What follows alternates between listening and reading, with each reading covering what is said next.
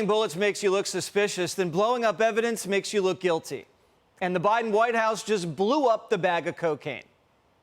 They destroyed all the DNA evidence because apparently when they went in and got the bag, they treated it as a biological entity and for some reason destroyed it because, to me, it just seems like they would go in there with the hazmat suits on, put it in a protective bag, take it to a lab for analysis. But instead, apparently, they blew the thing up. It's just a complete joke and a nightmare. Yeah, so the Secret Service destroyed the evidence. They didn't put it in the evidence locker. They didn't send it to Quantico for additional testing. They incinerated it.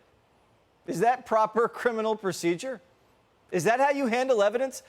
Hey, Jimmy, we just seized a ton of coke and firearms from the back of the truck. The DA doesn't want to bring charges, so let's go out back and light it on fire.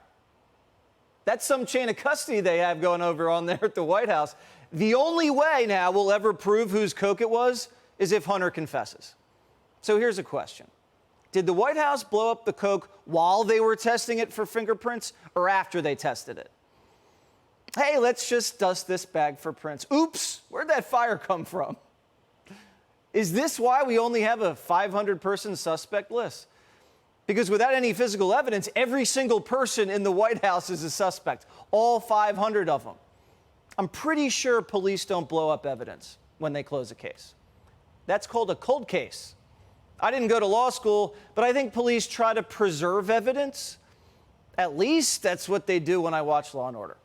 Everything I know about criminal law is that when you destroy evidence, you're participating in a cover-up. Remember Trump crumpled up a document, threw it in the toilet once, and they wanted to put him in prison for life?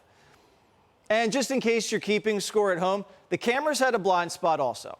And first the coke was in the library, then the cubby, then outside the Situation Room, and then back in the cubby. Oh, and Hunter wasn't there on Friday. Oh, actually, he was. Oh, and the key to the cubby's now missing. Oh, and the coke's missing, too. Why? They burned it.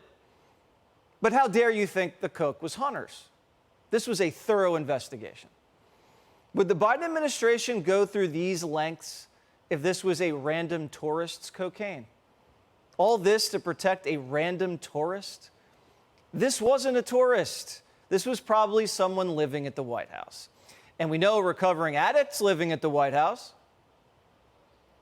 Why would someone take it out of their pocket and leave it somewhere? The answer is because when you're in that mindset of an addict, you want to have like little drop points so you can kind of sneak in, take a quick hit, leave it there for safekeeping, and come back. So it was being stored somewhere. And so the cubby was a stash spot. And if there really was a blind spot for cameras like they said, this guy knew about the blind spot. Tell me what tourist knows about secret blind spots on cubbies outside the Situation Room. And let's talk about the little cubby. You're saying somebody opened up a cubby using a key and there's not a single print on the cubby? Not a palm print? Not a shred of DNA? The Secret Service is saying someone used latex gloves to put a bag of coke in a White House cubby. Did the Secret Service dust the cubby for prints? Or did they blow up the cubby also? You know you can take a palm print off a cubby. They can lift palm prints off counterfeit checks. That's how they do it. And if you stash coke in the cubby, wouldn't you want to cover it with something? Like, put it in a backpack, put it in a book, maybe a pouch?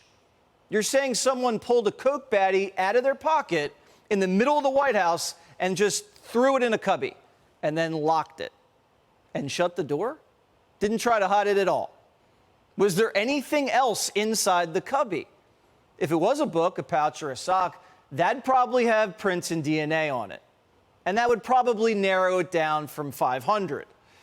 Now, the Secret Service won't tell us what else was in the locker, though. The IRS loses all their emails. The Secret Service deletes all their January 6 texts. Hillary bleaches 33,000 emails. Epstein's surveillance cameras break. The Pentagon can't $5-6 billion in Ukraine. The Biden bribe tapes missing in Europe. And now Biden's White House cocaine is blown up.